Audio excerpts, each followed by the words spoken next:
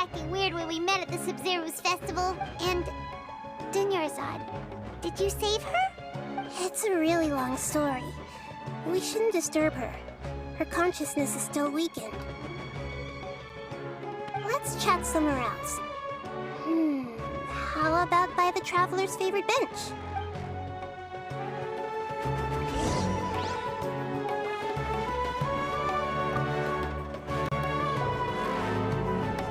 What's going on? Why are you two so excited to see me? Hasn't it only been a night?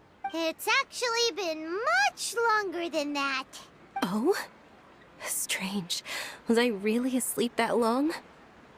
No one...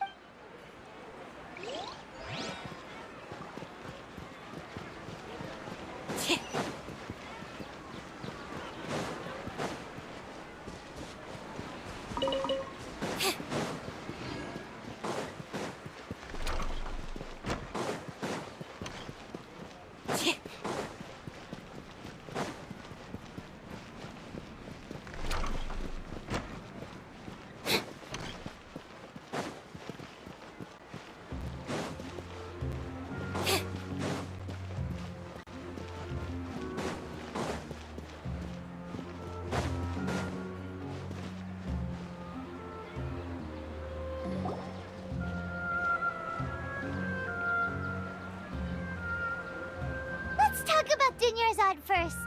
It's such a relief that she's all right. After we parted on the last day of the Sub-Zero's festival, I left the city and saw what the Traveler had described.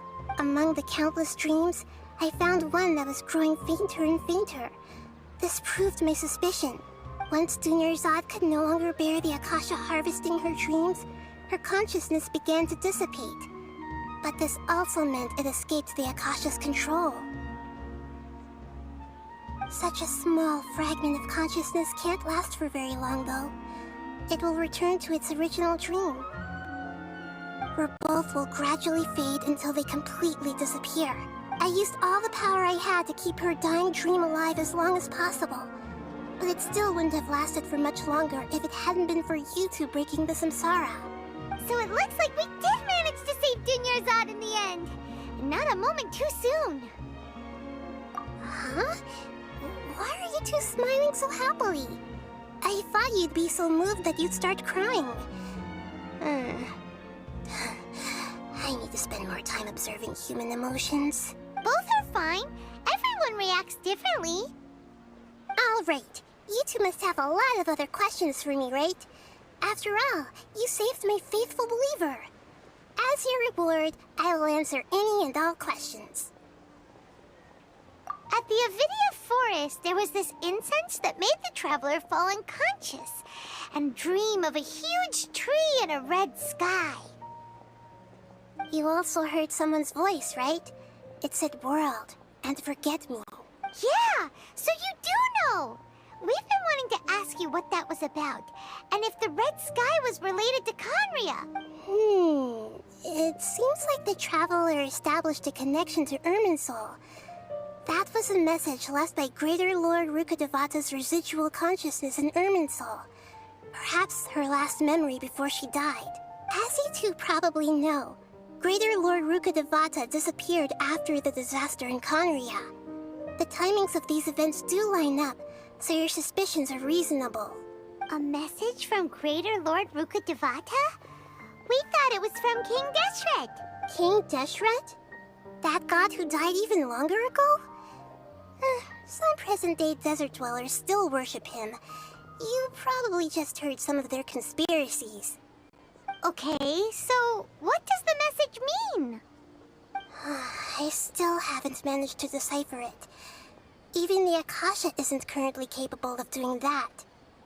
Greater Lord Rukkhadevata's residual consciousness in Irminsul seems to be contaminated with something that has a very dangerous aura to it. Many devoted scholars go mad as soon as they connect their consciousness. I've warned the Academia about this many times, but people still keep falling victim to it. But I believe this is the key to saving Irminsul. That's why I've kept trying to decipher it. So the tree in the vision was Irminsul? Oh, Tighnari also said that Irminsul is sick. Is it because of the contaminated consciousness? But even if you can't figure out what that vision was all about, it seems like our search for you was all in vain. The Traveler wasn't affected after coming in contact with that consciousness. I've never seen anyone like that. With you here, we may have a chance at deciphering it. No, we must decipher its secrets. I've already eliminated all other factors that might affect Irminsul. This is the only one left. This puzzle has life and death at stake. It could determine Irminsul's fate, as well as Tevat's. To be accurate, I'm using the Akasha as a medium to occupy Catherine's consciousness. How did you do that? Poor Catherine. Does this mean you can also occupy other people's consciousnesses? Theoretically, I can enter anyone's mind as long as they're wearing their Akasha terminal. The Akasha is the legacy of Greater Lord Rukkhadevata. As Lesser Lord Kusanali and the first Akasha terminal, my consciousness has always been linked to the Akasha. I've always respected my people's free will, so I've never actually occupied their consciousness. When necessary, I just borrow this bionic Snezhnayan puppet. Hold on. Did we just learn some deep, dark secret? So Catherine is... No wonder Paimon felt something was off about her. What about your own body?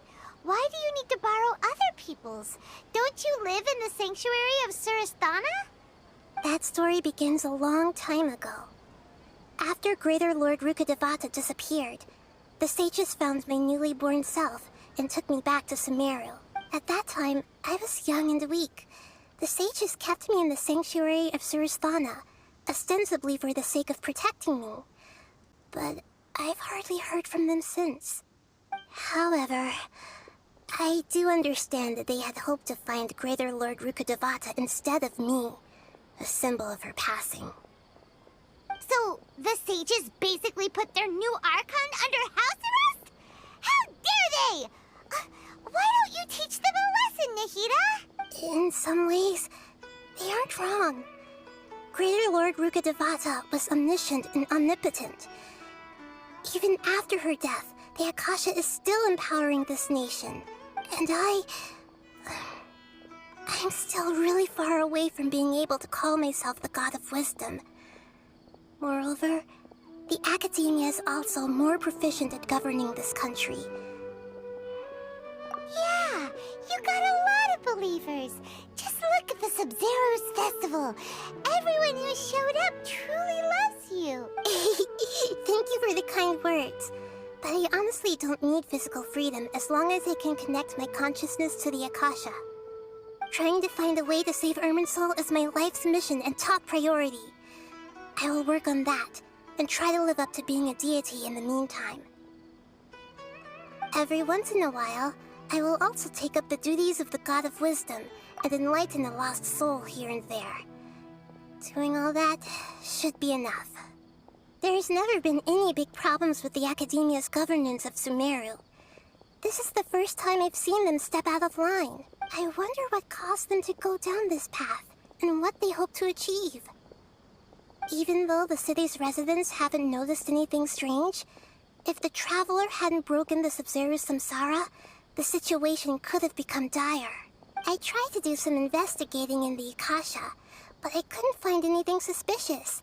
And all the people of interest seem to purposely avoid wearing their Akasha terminals. I think they're deliberately trying to hide something. Oh, that reminds Paimon. In Gandharvaville, there was a sage who had invited Tainari to join some kind of project. Could it be related?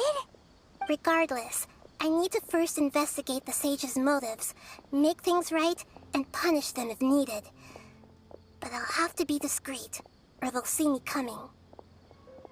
You mean how the Akasha stops you from having dreams? Yeah, it's been such a long time. No one's noticed something's up? It's not that no one noticed. It's more like no one cared. Ultimately, it's all rooted in the sage's misdirection. Misdirection? The sages convinced everyone to believe that being unable to dream is a sign of rationality and wisdom. Not dreaming is a badge of honor in Sumeru. Even if the truth is that their dreams are being reaped by the Akasha. With their propaganda in place, the sages can maximize their use of the Akasha to facilitate their research. Besides, Greater Lord Rukkhadevata must have created the Akasha in the hopes that it could be used to its full potential. That's why I've never come out strongly against this. Anyway, the perspective advocated by the sages drowned out any voices of doubt. By now, even those who never use Akasha terminals find it too shameful and embarrassing to talk about their dreams. Got it! I hope my answers were satisfactory, seekers of knowledge. To be honest, maintaining Dunyarzad's fading dream took a lot of mental energy. I think I may need to rest for a while. Oh, and you don't need to worry too much about the sage's activities for now. The Akasha won't be able to conduct another project on the scale of the Sub-Zero Samsara in the immediate future. Go and get some sleep. Leave everything to us. What a relief. This is truly the most exhausting birthday I've ever had. Traveler? Paimon? Why am I here? Do either of you know? Maybe you were sleepwalking. You know you can't wake up a sleepwalker. We happened to walk by, so we thought we'd wait for you to wake up. I see. Huh. I should visit my maintenance personnel sometime. Oh, I'm fine. I better go. Thank you.